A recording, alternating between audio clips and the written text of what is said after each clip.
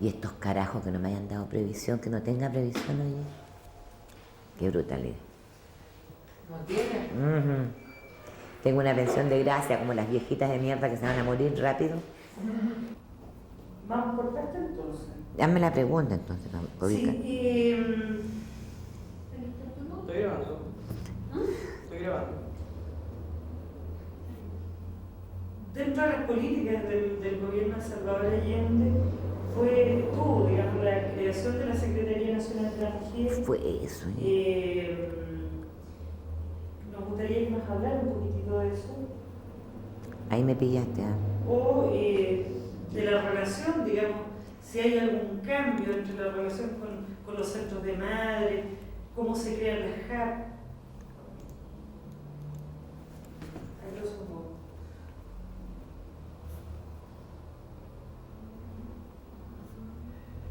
En el fondo la participación de la mujer. Claro, de la Unión claro, en el Europea. fondo es eso, ¿sabes? Pero la participación de la mujer es... Ya. Usted me dice. Cuando usted quiera. Sí. Yo estoy convencida. Bueno, y los datos así lo señalan.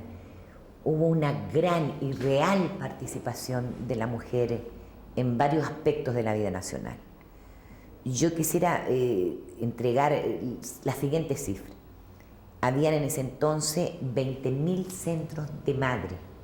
Había toda una explosión organizativa que no venía tan solo del gobierno del doctor Salvador Allende, sino del gobierno anterior de Eduardo Frei en un proyecto de ley de legalización de las juntas de vecinos y de los centros de madre, con una deformación también, que tenían estos un carácter paternalista.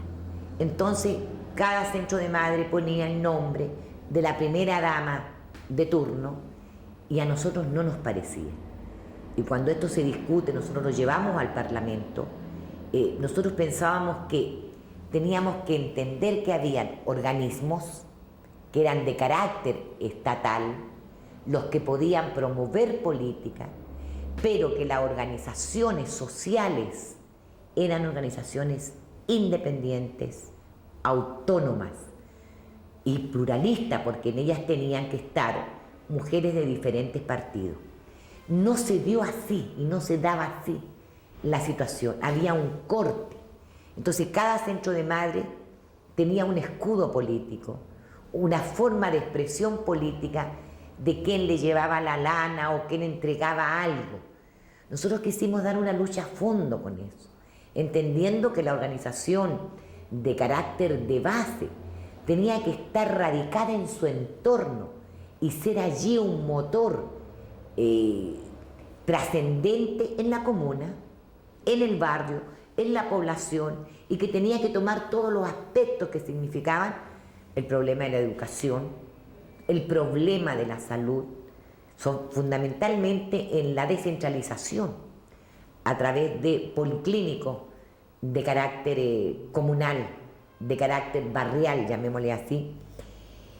Y esto significó, bueno, que hubieron problemas dentro de la propia Unidad Popular. Ahí estaba María Elena Carrera, actual senadora, y ella era la presidenta de las mujeres de la Unidad Popular y yo era su secretaria general. Dimos grandes batallas con María Elena Carrera por conservar este carácter independiente y por entender que el SEMA era un organismo que presidía Hortensia Bussi de Allende, pero que tenía un carácter estatal. Entonces, que tenía que darse allí la interrelación de esas políticas estatales que se reflejaran en cuestiones muy concretas en relación a la mujer, partiendo del carácter de su organización de base. Se conformaron muchos talleres también de mujeres y las mujeres empezaron a participar también en las JAP, Juntas de Abastecimiento y Precio, de control frente a la situación del mercado negro, frente a la situación que se encontraban la leche que se lanzaba en algunos canales o en algunos ríos, eso lo encontramos en Granero, en tantas partes. Estábamos frente a un bloqueo a un proyecto desestabilizador del gobierno popular, de una unidad muy fuerte de acción por crear estos problemas que evidentemente repercutían en la población. Las JAP tuvieron esa misión de la distribución equitativa, porque ¿qué pasó? Que como se aumentaron los sueldos y salarios y el gobierno popular quiso que las clases populares tuvieran bienes materiales concretos, se hizo entonces toda una readecuación en la industria de ese entonces, como por ejemplo la IRT, donde todo el mundo tenía plata para comprar sus televisores, en ese entonces en blanco y negro, y todo el mundo tenía plata para comprar colchones. Y yo recuerdo que al recorrer muchas poblaciones, ya los colchones eran botados a la basura, y en las casas del pueblo empezaban a usar colchones nuevos, frazadas, sábanas. Entonces había ese poder adquisitivo que evidentemente nuestros juicios que no repercutían directamente en la inflación o en los proyectos macroeconómicos, los equilibrios macroeconómicos como ahora se domina, y lo que se quería entonces era la satisfacción de aquellas demandas de los sectores marginales, de los sectores más desposeídos.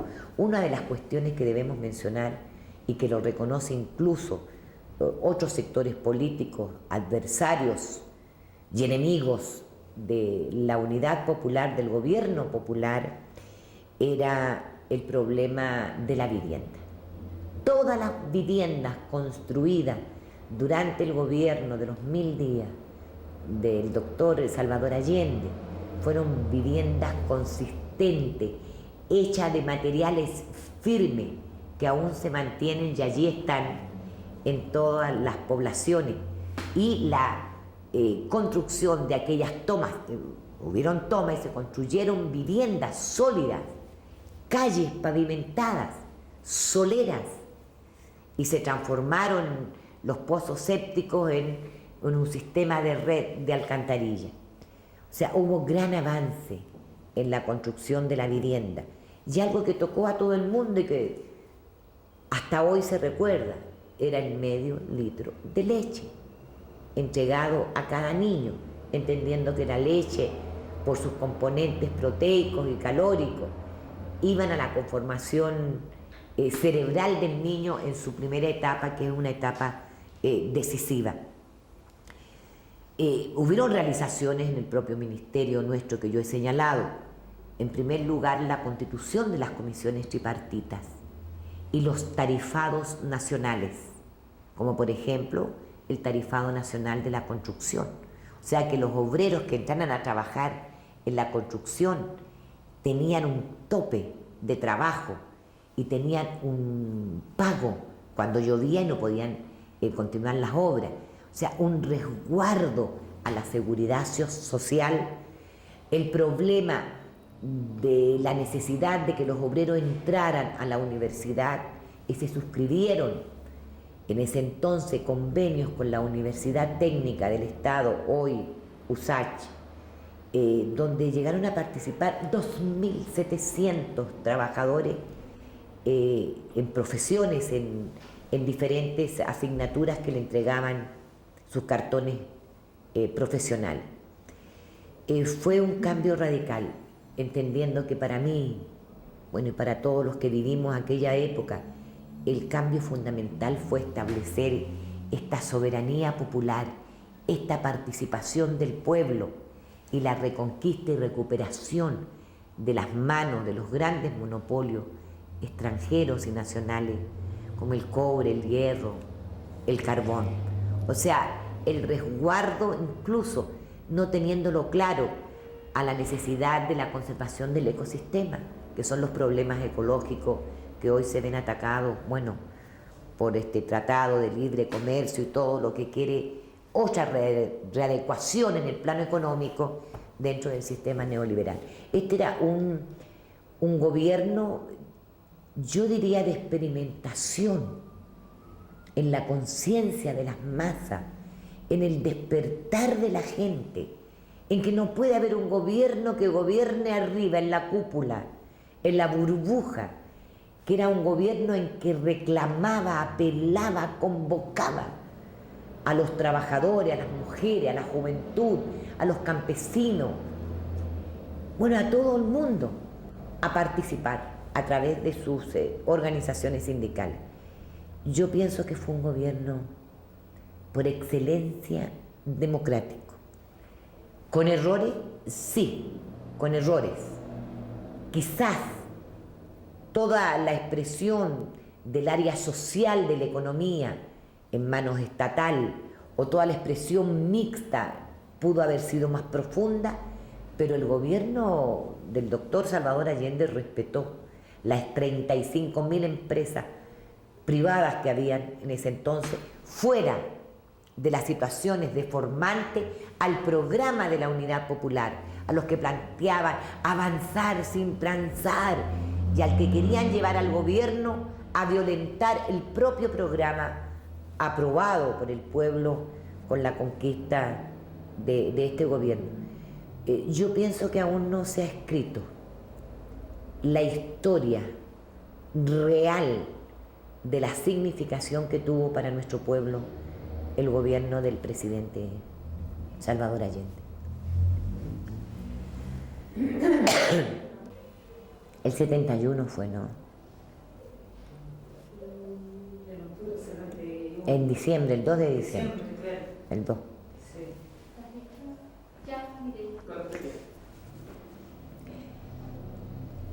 Un 2 de diciembre del 71 fue la marcha de las cacerolas.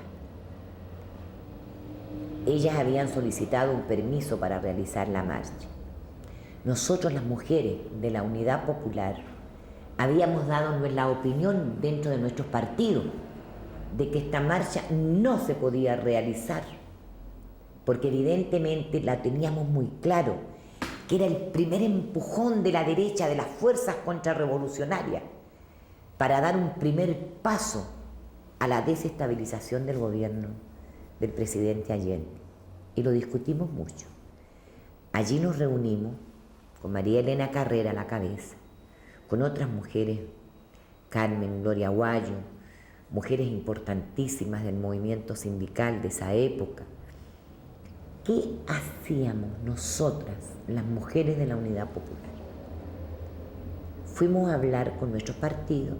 Los partidos estuvieron de acuerdo en que nosotros hiciéramos una marcha que pudiera neutralizar aquella marcha.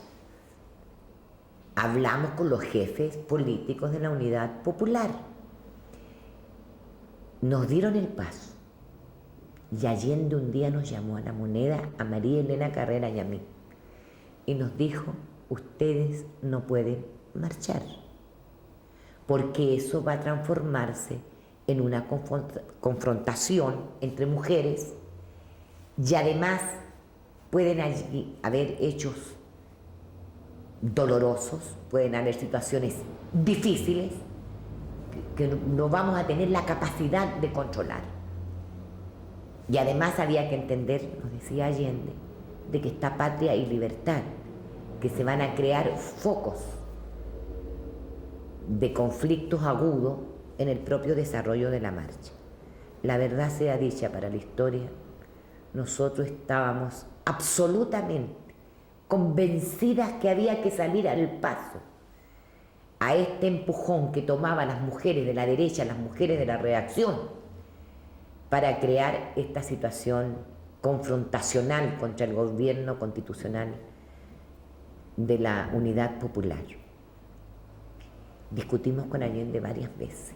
Tanto es así que llevamos más o menos alrededor de 600 mujeres a La Moneda de los centros de Madre para que nos dejaran desfilar. Y la verdad es que se nos había ocurrido algo que no se logró, pero lo íbamos a hacer. Íbamos a llevar lauchas. Ya anduvimos por todas partes consiguiéndonos lauchas, para que cuando las mujeres de la derecha, aquellas señoras elegantes, llenas de joyas y todas bien vestidas, salieran en su desfile que partía de la Plaza Italia, nosotros íbamos a lanzarles las lauchas para desarticular esa primera expresión. Bueno, nos quedamos con las lauchas. No pudimos hacer esa operación ofensiva de defensa del gobierno constitucional. Yo pienso que la historia no habría cambiado. La contrarrevolución tenía los medios, tenía el plan. Allí está el informe del Senado norteamericano que habría que volvérselo a leer para refrescar la memoria de muchos olvidadizos. El asunto es que nos habíamos preparado. Teníamos contabilizadas 53.000 mujeres sumadas con las cuotas que habíamos dado comuna por comuna. Teníamos el deseo de confrontarnos y los obreros de la construcción nos habían dicho que si nosotros salíamos de esta parte y nos encontrábamos con ella, ellos nos iban a proteger en la Alameda frente a Patria y Libertad, que ya conocíamos todos los actos de terrorismo que había llevado a cabo en esa época, bombas, explosivos, a los puentes, bueno, tantas cosas que se hicieron para erosionar este mandato y este compromiso nuestro. Fue una marcha bien organizada, no fue original de las mujeres chilenas, vino un poco de fiducia de las mujeres de Brasil, que frente al gobierno de João Goulart, que hizo la reforma agraria y que fue también sacado del poder por la fuerza más reaccionaria de ese país, fue una copia de eso. Y la verdad es que dio los resultados. Fue el primer paso de masas de la contrarrevolución. Y cuando vino Fidel Castro y estuvo en el Estadio Nacional, que fue un acto que se dio en medio de un clima tremendo, donde ya aparecían síntomas de miedo, y Fidel Castro pregunta a la gente, ¿quién tiene más fuerza en este país? ¿Los revolucionarios o los contrarrevolucionarios? Entonces nosotros, todos, el estadio dijo, nosotros, los revolucionarios. Y recuerdo que Fidel Castro dijo, permítanme discrepar con la masa. O sea, quien se toma las calles es el que gana. Y ya las mujeres habían salido, no por casualidad, mientras estaba acá el presidente de Cuba, Fidel Castro. O sea, era un plan que ya se había denunciado en la Cámara de Diputados, de la campaña del terror, en la comisión que me tocó participar, con Bernardo Leighton, con Luis Mayra, Acción Mujeres de Chile, Jóvenes de Chile, un sinfín de organizaciones de fantasía que eran el canal de la expresión de las mujeres de la derecha y las mujeres de los militares dentro de toda una planificación de provocaciones contra el general Carlos Prat. O sea, ellas tuvieron más ofensivas. Nosotros pienso que no tuvimos, porque nos faltaron elementos, experiencia para defender este gobierno. Y los gobiernos se defienden con la fuerza del pueblo, con la fuerza movilizada de la gente, con la fuerza de su decisión, de su voluntad política, de su conciencia.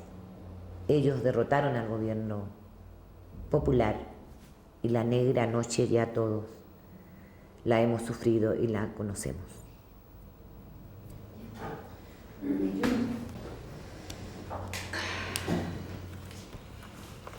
¿Cómo salió eso de las lauchas? Yo no le contaba a nadie, ¿no? Bueno, ingresé a la política hace 60 años, cuando tenía 13 años de edad.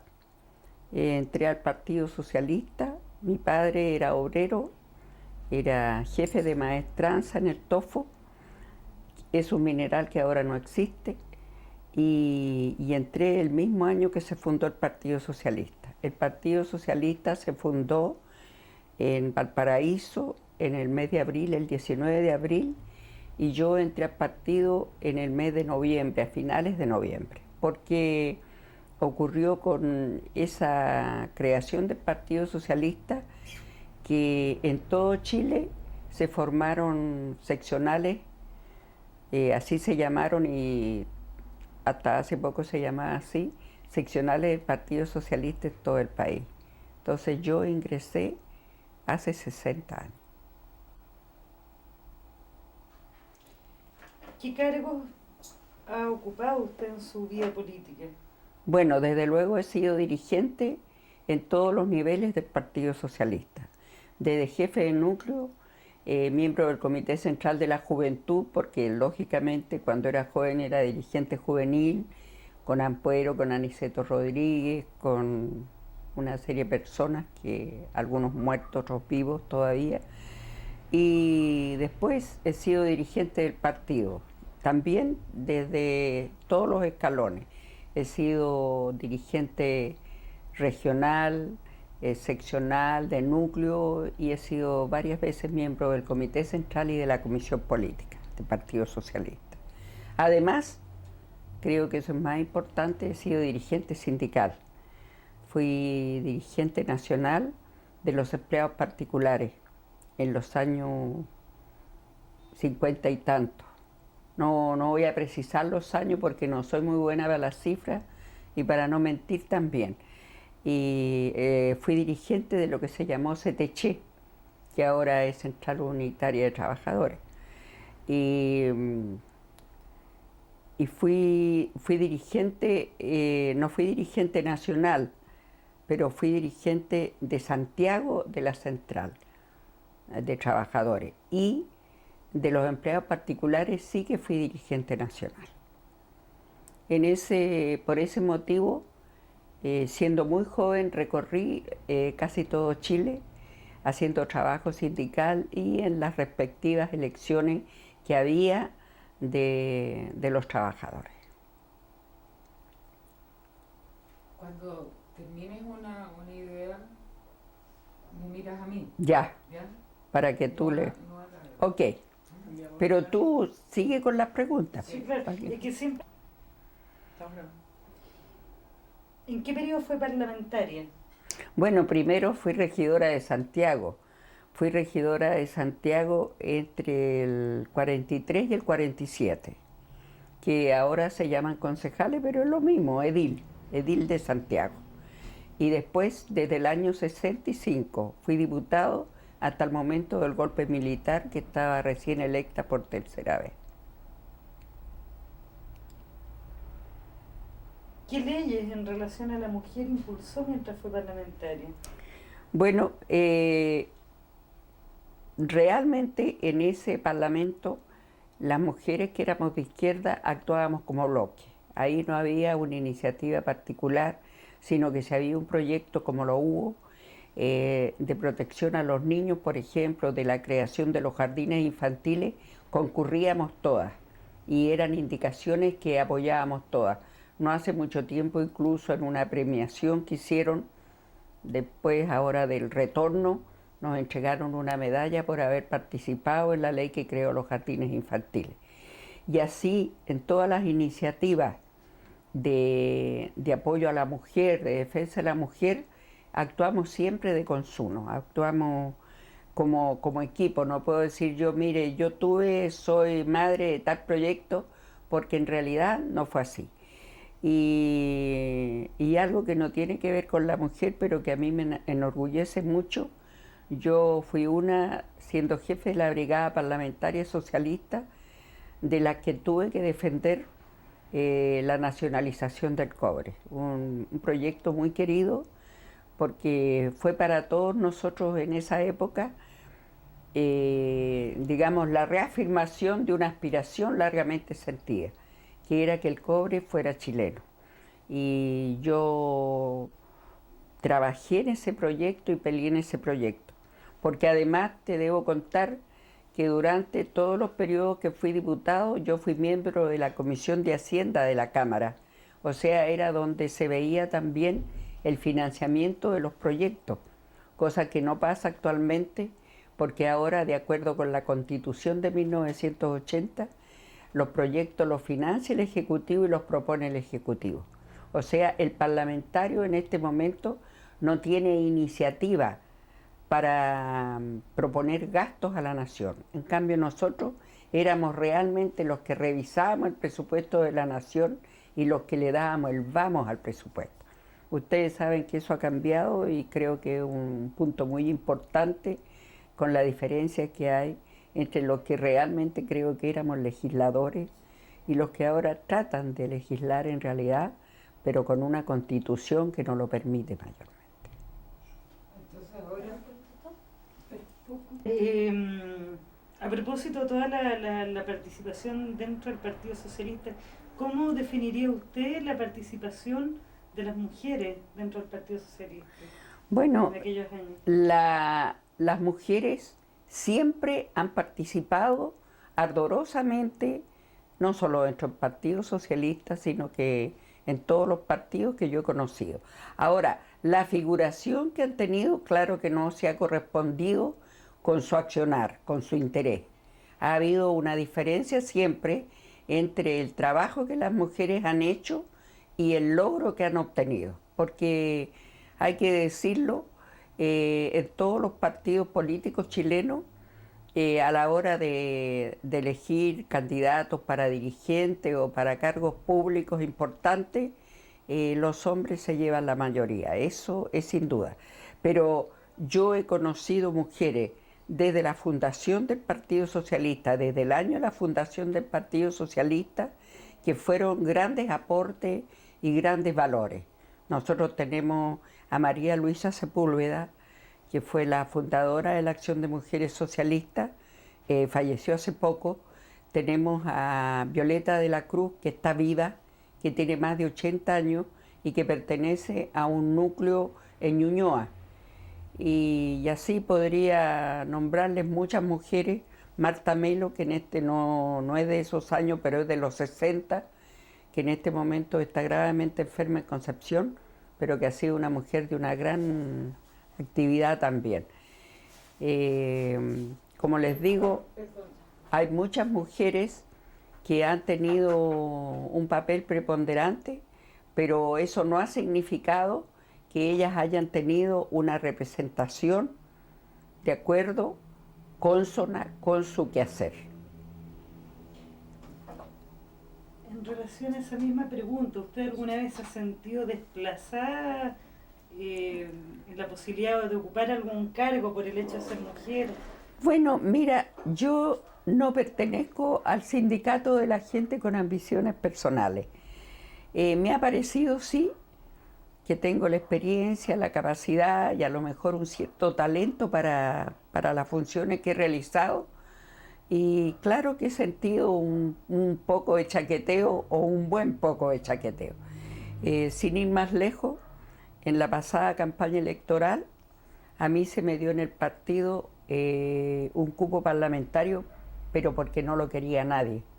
Porque yo fui candidata por Peñalolén La Reina, donde el Partido Socialista tenía un 3% de la votación. Entonces, lógicamente, no había ningún varón valiente que se interesara por ir allí. Entonces, yo no es que sea tan valiente, pero sí tengo otro sentido. Yo tenía la idea de que ahí había que hacer partido, había que hacer conciencia, porque son sectores también, sobre todo Peñalolén, muy pobres y muy votados. se acabó la cita. Eso es importante lo que está diciendo. Pero eso ocurrió también antes. Siempre ha antes del ocurrido. 73, ¿tuvo alguna experiencia? Sería bueno que le ¿Pudiera contara contarnos? alguna anécdota. No, si les puedo contar anécdotas también. No, pero yo quería tocar este punto. Claro, porque imagínate tú que yo fui